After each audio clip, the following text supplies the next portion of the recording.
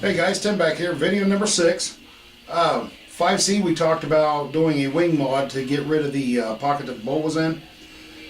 I started recording this video and something went wrong and I had to keep stopping the video, and I already had some of the process done, but what I'll do is I'll walk you through it since it's really a simple modification, so it's no big deal. I didn't put away this. You will need some sort of balsa block, thick enough to fill up the area where you want to go, where that block's going at, which this is. As you can see, it's plenty big enough to fill that pocket.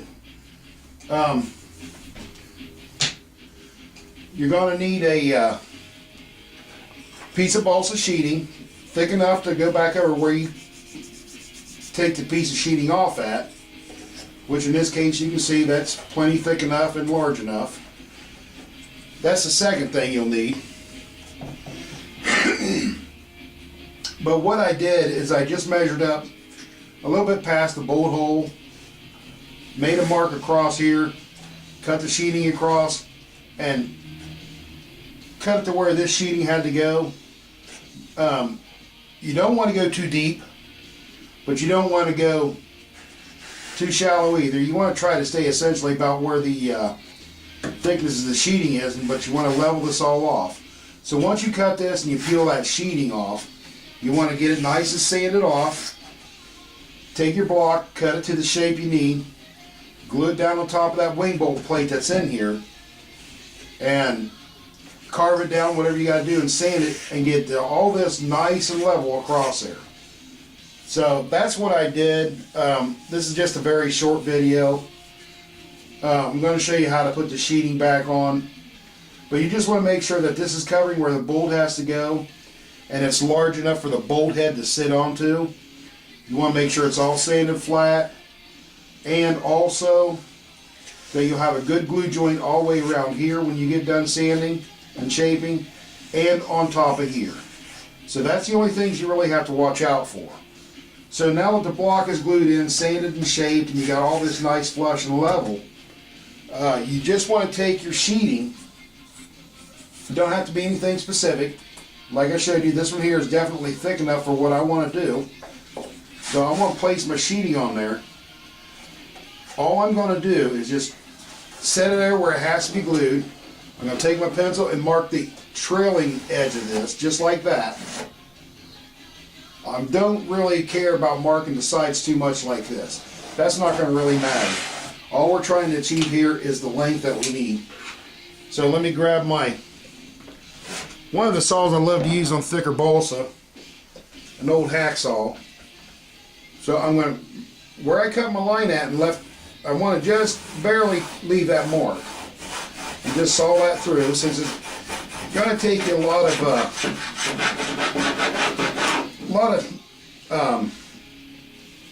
work with a good sharp X-Acto to get through something like this sometimes. So, but you can see that quick, that's just off there, and I'll have her get rid of that piece.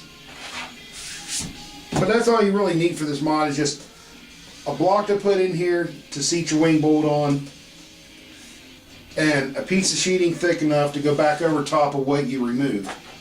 But now you can see this all sits nice and flush. What I'm going to do now is I'm just going to hold it up there. I'm going to get rid of my pencil. I'm going to ask for some CA. And I'll just go ahead and give me both of them. I'm going to need some thin, and we're going to need some medium. We won't need any kicker. Like I said before, I don't like using kicker if I don't have to. But you're just going to run a bead around this perimeter, so that piece of sheeting will go on there. And you just want to get you some glue on this block. Make sure you get enough on there, but you don't need to really go extreme with the gluing on that to get it placed where you want it. Now we want to take our piece of sheeting, line it up, and get it pushed up in there, nice and tight to the other sheeting, and then just lay it down. Now one thing I should mention, make sure it's definitely wide enough, wider than, not wide enough, but wider than what you want to go here.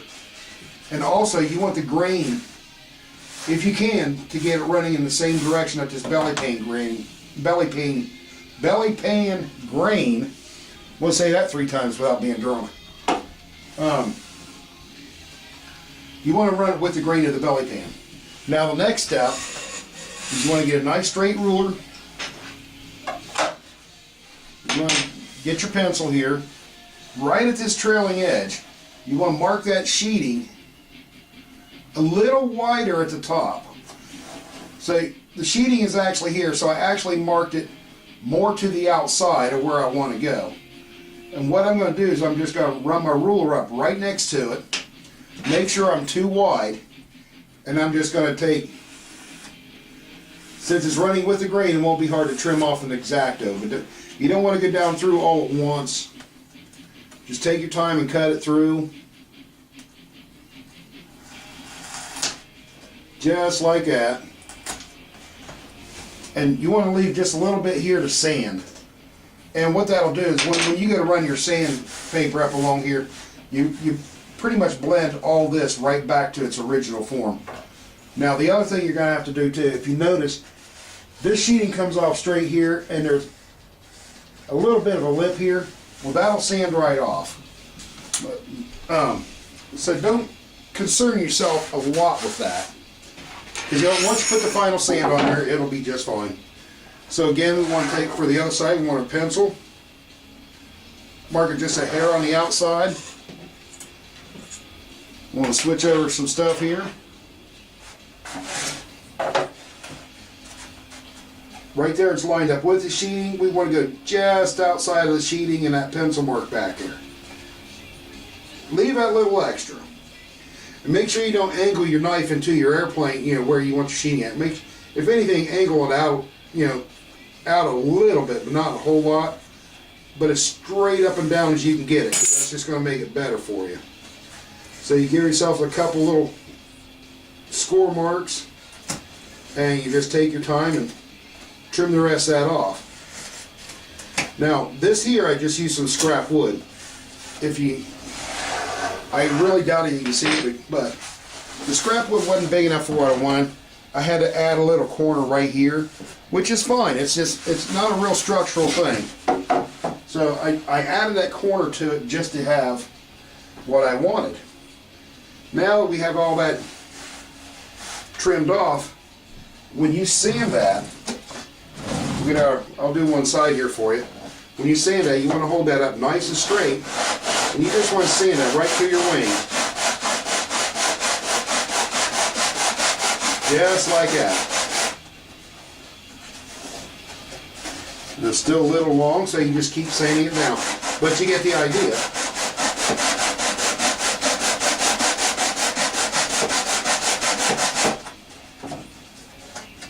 Boy, I'm telling you, this has been the best.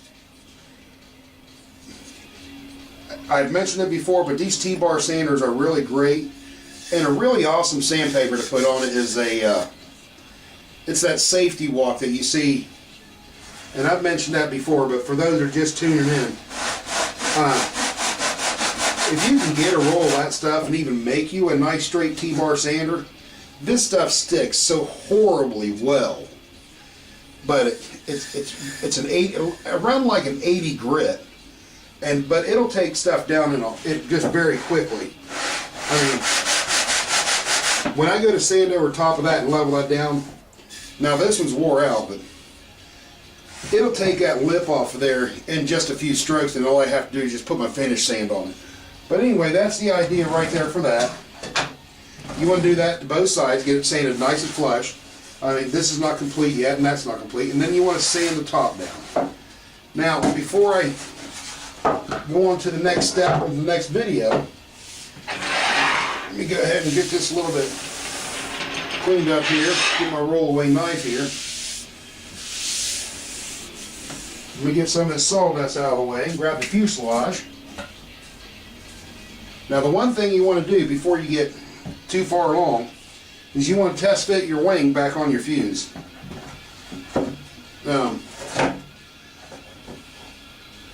And as you can see, it fits right back down in. We're good there. It's a little thick right here, which is okay. Now, you can just hold this on here and sand that to form right back to your fuselage, which is okay. You can make you a mark across the back here where it meets up to your fuselage and how much you have to sand it down. That's okay. Whatever you got to do to make it look right, then that's what you do.